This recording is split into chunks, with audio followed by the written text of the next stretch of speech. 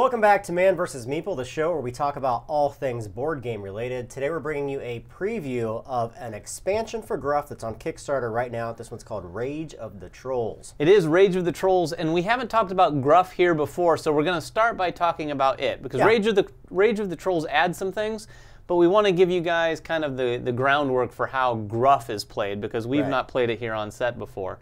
So if you don't know, I'll give you the quick backstory. Brent Critchfield, the designer of this, and his wife, along with the team, did the artwork. But he gives a great elevator pitch as to the backstory of this game. Basically, it's the three billy goats Gruff. After they defeated the troll, all the shepherds, it occurred to them that they should weaponize their goats, you know, as it makes sense. Yeah.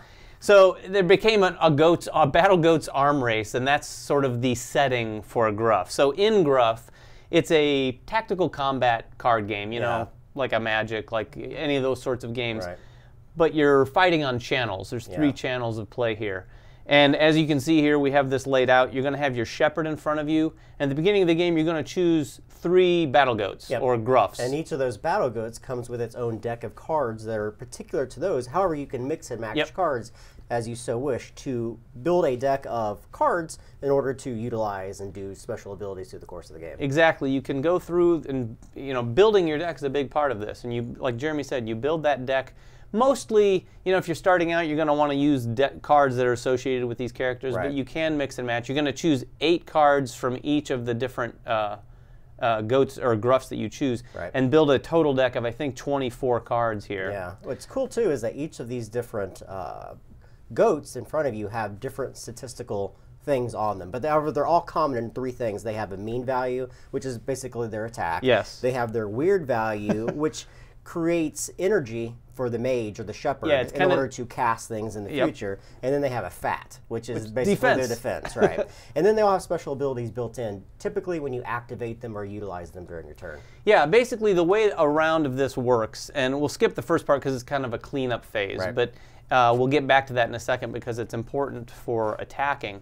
But on your turn, you're basically going to draw 1 card, and there's a few different cards that you can draw from the deck. You've got action cards. You have condition cards, and you have mutations. Mutations will actually play onto your character, and they'll last there until something deactivates them. Conditions are basically one-time effects. They'll stay on your character until the start of your next turn. Typically, now that will change in Rage of the Trolls, and we'll get to that. Right, and what's interesting about these cards, too, these are basically the spells, if you will, or actions. These can only be powered by your shepherd's crazy factor. So, and your shepherd gets crazier and crazier the weirder and weirder your Gruffs get. So whenever you're activating a Gruff, the amount of weird on that Gruff adds to your contributes to your crazy. So basically all the cards are powered by crazy.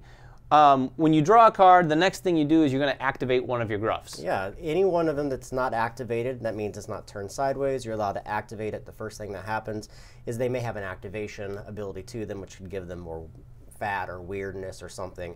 And then it's going to contribute whatever weirdness it has to the shepherd, as we had mentioned. And then you can play any of the cards in your hand up to the crazy value that you have.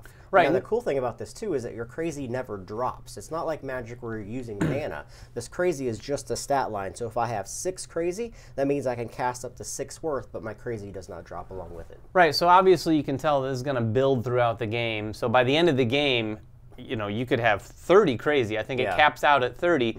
So you're dropping some pretty big cards on the table that can do some pretty devastating things. And that gets into the deck building portion as well. You don't want to have a deck that's full of larger cards because you're not going to be able to utilize those until much later in the game. You're going to need some steps along the way in order to build up that crazy value. Right, so once you activate and then you've played your cards, the next thing you're going to do is choose your tactical action. And there's a few different tactical actions you can choose. The first one is to move. And to move, you're simply going to take the Gruff that you activated and swap positions with an adjacent Gruff. This is basically how you move around your side of the board and adjust so you're fighting in the right channels that you want to be fighting in. The second thing you can do is you can grow. As we said, there are 3 different types of stat lines on here. You can simply pick one of them and increase that value. The third thing is to attack. Whenever you are in a lane, you can push your card forward and attack the Gruff in front of you. Now, the cool thing is, this isn't going to happen right then. The opposite player, the opposing player, has a chance to adjust to that on their turn, and it's actually going to attack at the beginning of your following turn. Yeah, and this is one of the unique aspects of the game, I think, because when you're basically staging your attack, so it gives the other player a chance to do all sorts of different things, either to move out of the way, to shift, add to their defense, all sorts of things to sort of counter that attack. And this game boils down, in many cases, to a lot of countering each other. Right. I'm going to attack, no you're not. I'm going to attack, no you're not. You know, so it's a game of that until someone finally finds a crease in to do damage to the shepherd. Right. The last thing you can do is to resurrect. If I had activated this character, I can then choose to forego my other 3 actions and simply resurrect a Gruff that had been killed. And being killed typically happens through battle. And you just return that character back to its front side.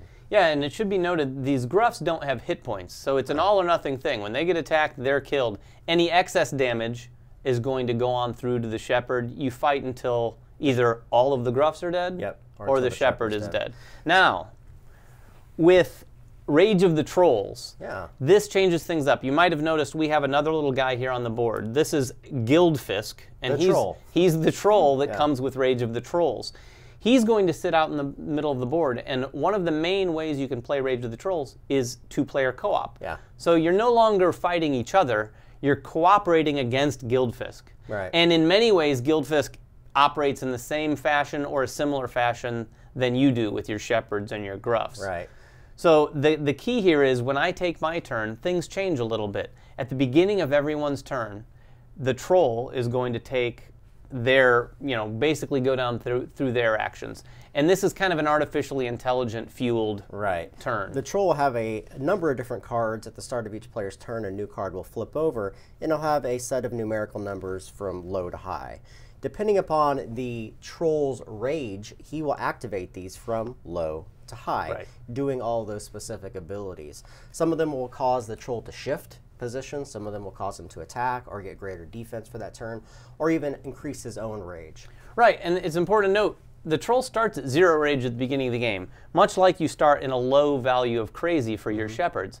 But every time the troll activates, before you even get to this card, he's going to increase his rage by 1 level. That's right. Now his rage will go up very slowly. Each level is, the next level is 0. And the next 3 levels, he's still at a rage of 1. But after a while, he can really grow his rage, which opens these cards up more and more and more. Yeah. So there's about 5 or 6 cards in his deck here. Yeah. And the first few times you go through, he's only going to be activating the first couple lines.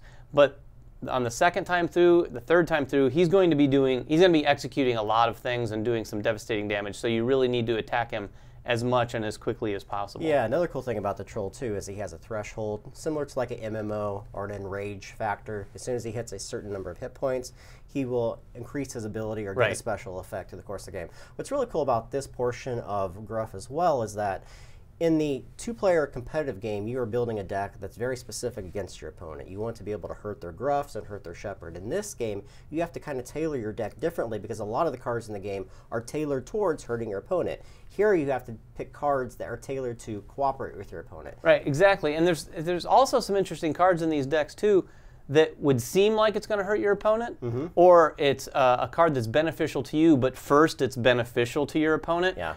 So in a 2-player game, in the standard game, that's kind of a drawback to playing that. Yeah. But in this game, it's fantastic because I can give Jeremy a power, and then I get the power as well, so we're both fighting the troll. Yep. They also have a couple new Shepherds in it, and yes, it comes with Rage of the Trolls. A list of new cards. I'm sure we'll throw them up on the screen here, but 2 new Shepherds and 6 new Gruffs. Combined with the standard game and the first expansion Clash, I can't even remember what it brings it up to, but there's probably something like 16 to 18 different Shepherds and Gruffs or combination therein. So if you guys are interested, this one is called Gruff, Rage of the Trolls. It is the 2nd expansion to the base game. If you guys have questions, make them in the comments below. We will answer them for you. We'll even have Brent on their forums. And Brent will try to get on there. Follow us on Twitter, like us on Facebook, and everything else that we do here at Man vs. Meeple, and we will catch you guys next time. Bye-bye.